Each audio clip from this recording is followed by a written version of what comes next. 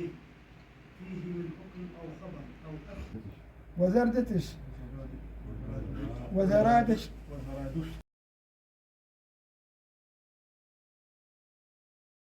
اسمه تعالى ويقول هؤلاء يتمندلون صاحب الثنايا وعبد موسى بن زياد ابن زياد. وقد سئل ابن أبو الفضل وشرح قوله أنه لا قتل عليه والجاهل يزجر. رب العباد ما لنا وما لك قد كنت تسقينا فما بدا لك.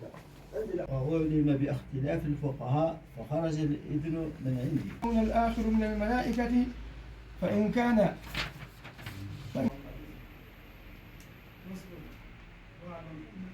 رسولك النبي الأمي وعلى غفلة ذكرك وذكر مخلوقاتك شفيع.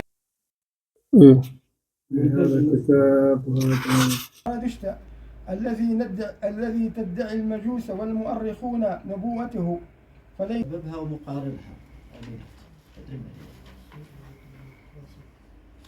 طبعا احنا بالنسبة للعادات المتبعة والطقوس الماشية الدينية في مدينة غاث خاصة في شهر رمضان قراءة كتاب الشفاء اللي هو للقاضي عياض، اللي هو يبدأ قراءته من يوم 27 شعبان يستمر إلى يوم 27 رمضان، يتم فيه ختمة القرآن الكريم وتقرأ.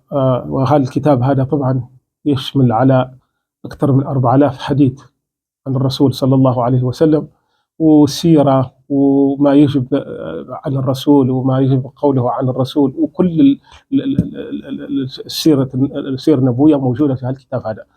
فطبعا من ضمن الحاجات هذه كان غات مثلا الأوائل السالفين طبعا ماشيين على الحاجات هذه، واحنا طبعا ما نبوش نترك الموروث هذا.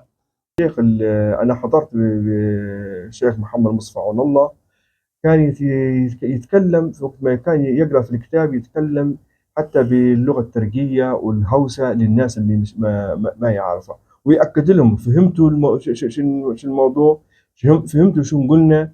الكلمات الصعبة كان يشرح فيها حتى لينا نحن اللي نعرف عربية، في بعض الكلمات اللي هي عربية اللي هي فصحى ثقيلة، لازم هو يبسطها ويفهمها للناس. كان يتناول الكتاب هذا طوال شهر رمضان. وقتها ما كان في حاجة اسمها راديو ولا في تلفزيون ولا في اللي هو حتى الكتب بروحها اللي هي في شح ليها كتب بسيطة 2 3 فقط اللي هو يمتلكوا اللي هو الكتاب، قد يتبادلوه في بيناتهم، بس اللي هو كان التعب الأول يكمل الثاني.